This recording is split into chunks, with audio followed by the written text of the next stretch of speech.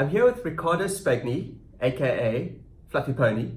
He's the lead maintainer at Monero project, and Monero is one of the largest cryptocurrencies in the world. He's also the founder of Tari. Riccardo, thanks for joining us. Thank you for having me. You're a successful businessman in your own right prior to this cryptocurrency story. What makes someone like you decide to get on the cryptocurrency bandwagon? Good question. I think I've always been interested in like the next big thing, and I've looked at stuff like big data and artificial intelligence and all sorts of interesting areas. But blockchain really struck me as something that had the potential for a very, very broad reach and for being all-encompassing. So it excited me when I first got involved in 2011. It still excites me today. Which areas of blockchain do you think are going to sort of be the ones to change the world over the next, say, 5 to 10 years? I think that a lot of people want to use blockchain. They want to like shoehorn everything into blockchain. I mean, I've read some crazy ideas like, oh, we'll just put emergency communication on the blockchain, which is idiotic. There's lots of people that are advocating for healthcare on the blockchain, which I don't think is necessary or relevant. People are advocating for all sorts of things, but I think the big things are currency, using blockchain for money, where it's decentralized and permissionless and tamper resistant and censorship resistant. These are invaluable properties for money, as well as privacy, of course. And then other things that excite me are things like digital collectibles and security tokens. Being able to take a company and issue a token instead of shares is really interesting. Typically, if you're somebody who invests in startups, especially early stage startup investing, the life cycle between when you put your check, your 50,000 Rand check in, to when there's a liquidity event is 9 years. And then over and above that, like 80% of your investments fail. So now you're sort of having to balance this and go like, well, the 50,000 Rand I put in today, like if it survives and the startup doesn't tank, I'm only going to be able to exit in like a decade. That's crazy. But with the security token, you can exit a lot faster. You can exit a portion of your position in 6 months or in a year or in 2 years. So that's really invaluable to investors. So why do you think that it's taking some time for this to become a reality sort of in the mainstream area? Is it a case of people just not getting used to the technology, or is it not quite there yet to be able to use? I think it's a combination of both. So in terms of it not being quite there yet, there's two major factors that are holding it back. Not holding it back entirely, but like making it move slowly. The first is the user experience is largely horrible. If you say to anyone like, oh, just send me Bitcoin, it's if somebody in the industry, it's easy. It's like, oh yes, just fire up a wallet and you save your 13-word seed and put it in a safe and write it down and don't print it up. No idea what you're talking about. Exactly. Yes. And then here's my address, and everyone else is going, I'm sorry, what? And that's the issue. That's one of the key issues. And it is improving. UX is improving. The applications are improving. They're becoming more intuitive. They're explaining things to people when you start it up. But still, at this point in time, user experience is somewhat shoddy. The second thing is regulation. Regulators are still unsure what to do with cryptocurrencies. So with the internet, regulators were kind of okay with it. They were like, okay, so it's like a fax machine on steroids, and that's fine. Fax machines weren't really used for nefarious purposes. Phone calls weren't used for nefarious purposes much. But now you've got money, and regulators are going, oh, okay, but it's like cash, and cash is used for bad things, like people buying drugs. So, we can't have a digital version of cash. And they're immediately apprehensive. And so regulation is taking time to catch up. And it's unavoidable.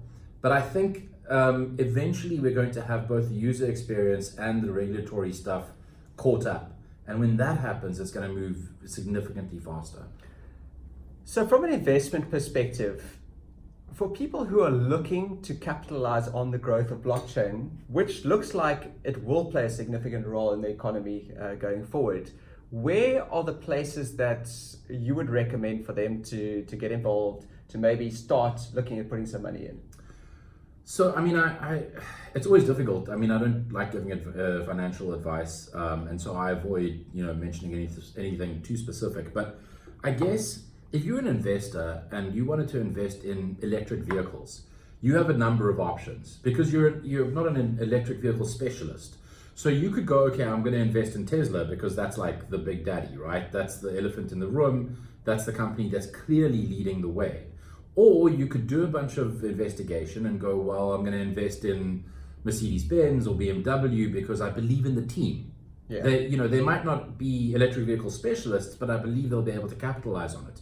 Or you could go find some startup and go like, wow, I think these guys really have potential. And it's the same with crypto. You can go and invest in the big daddy Bitcoin. And that's like investing in Tesla. Chances are you're probably not going to lose with that investment. And normally when people ask, what should I put money into?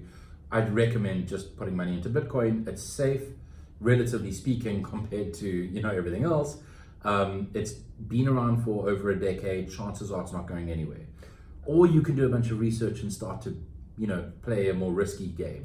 So from my perspective, when I think about, from an investment perspective about cryptos, do you think though that it's going to go the way of sort of like, let's say, an internet browser, where there were a lot, but only one or two, there can be only one or two maybe. Yeah. Do you think the same thing is going to happen with cryptocurrencies? The ones that get the most widespread adoption and traction in the next couple of years are going to be the ones to survive? Yeah. I mean, we're talking with the 1,600 cryptocurrencies in the world, right? What do you think is going to happen to the bulk of them? Absolutely. I think the one, especially when it comes to money, cryptocurrencies that are used as money, I think there's going to be maybe 2 or 3. Cryptocurrencies that have other purposes, maybe there'll be a handful.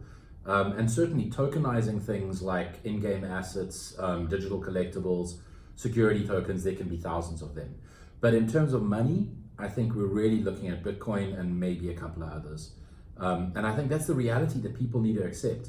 Because what we've seen, and the browser analogy is great, what we've seen is that if there is a new cryptocurrency that does things better than Bitcoin or claims to do things better than Bitcoin, that just almost never translates into actual adoption. People don't go, have you heard of Bitcoin? Yes. Okay, cool. Well, here's this thing that's better than Bitcoin. Oh, cool. Yo, I'm moving all my Bitcoin into that. Yeah, no. They just go, okay, that sounds cool. And there's a small handful of people that get super excited and put money into it, but that doesn't help adoption. It just means that they're trying to capitalize on what they perceive to be the future. From cryptocurrency especially, I think most people are just afraid that the value could turn to zero very quickly if it doesn't get adopted or if there's a problem. How do you sort of allay those fears amongst potential investors or people who want to use Monero as a way of transacting?